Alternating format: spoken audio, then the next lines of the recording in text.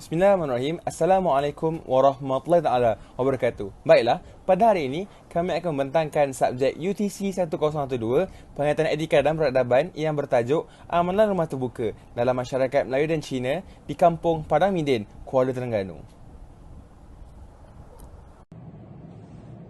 Kami dari kumpulan 14 iaitu kumpulan Hawas yang terdiri daripada 5 ahli kumpulan iaitu Amir Hamizan bin Abdul Razak, nombor matrik 121336, Nur Ailina binti Azam 121353, Ahmad Muhaimin bin Razi 121336, Syazal Aisyah binti Minhad, nombor matrik 121335, dan Nur Ain binti Nizar, nombor matrik 121350. Saya Nur Ainina binti Azam, nombor matrik 1213353. Etika memberi maksud prinsip moral atau nilai akhlak atau tingkah laku yang menjadi pegangan seseorang individu atau sesuatu kumpulan. Manakala peradaban pula membawa maksud sistem dan tahap perkembangan sosial sesuatu bangsa. Tahap penghayatan etika dan peradaban dipengaruhi oleh struktur sosial, sejarah dan biografi sesebuah masyarakat. Peradaban globalisasi menjadi penghalang utama dalam membina kesepaduan nasional pada masa kini kerana masyarakat dipengaruhi oleh perkembangan teknologi, maklumat dan komunikasi yang lebih kompleks. Disebabkan faktor peredaran zaman ini, masyarakat sukar mencapai persefahaman dan wujudnya jurang perbezaan antara satu sama lain.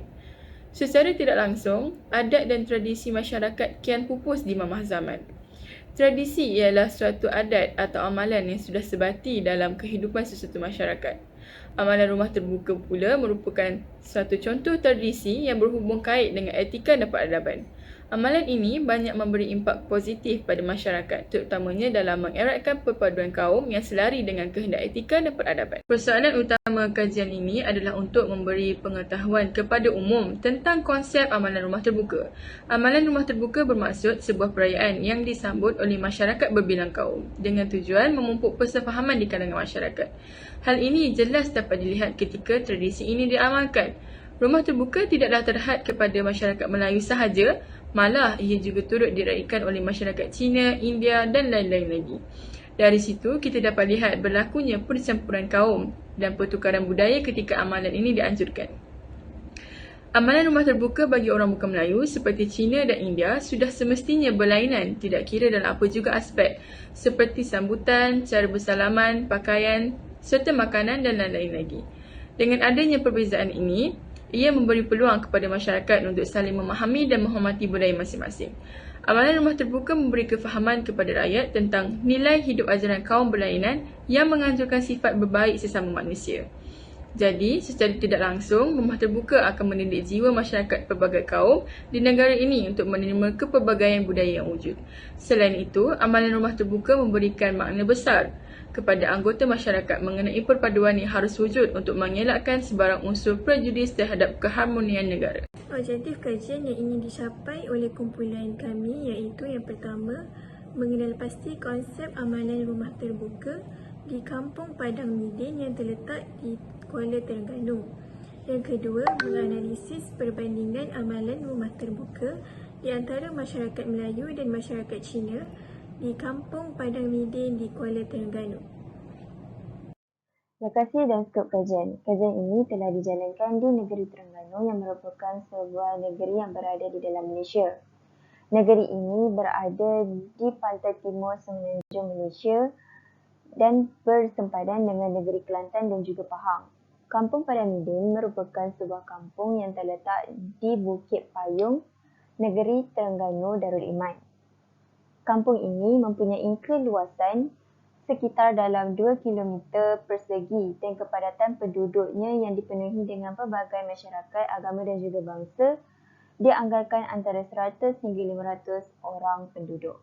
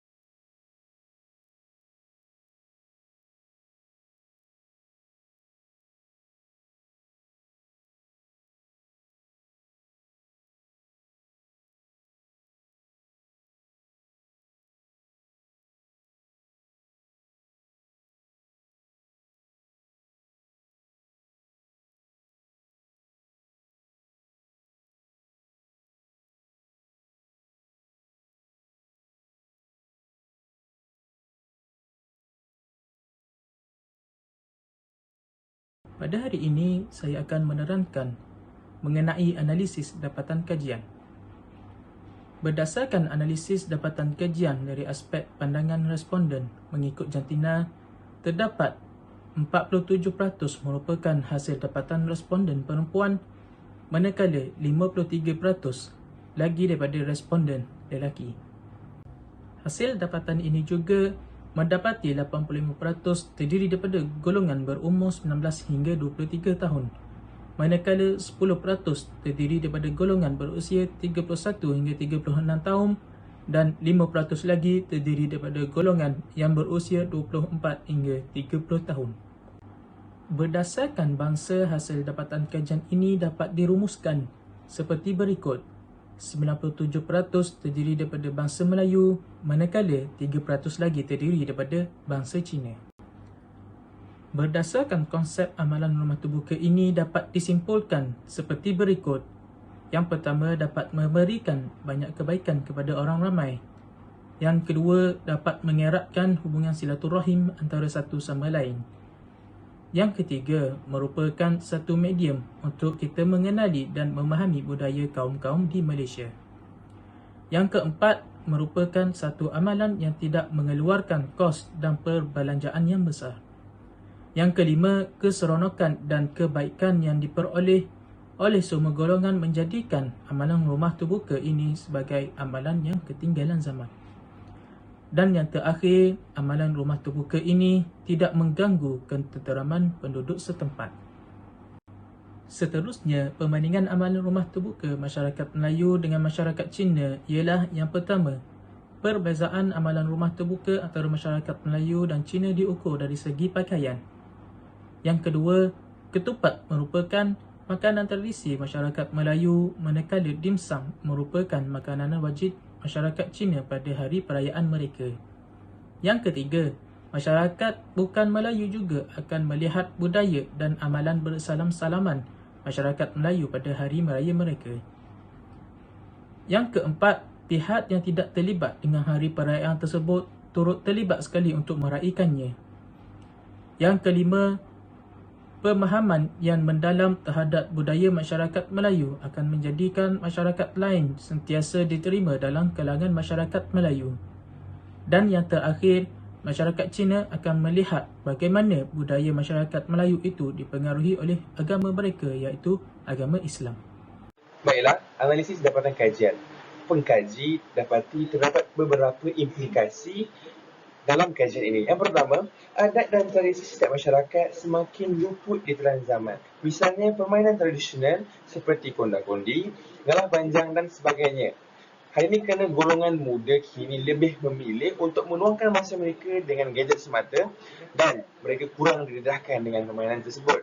Yang kedua, berlakunya masalah perpecahan kaum kerana terdapat salah faham berkaitan dengan adat dan tradisi masing-masing.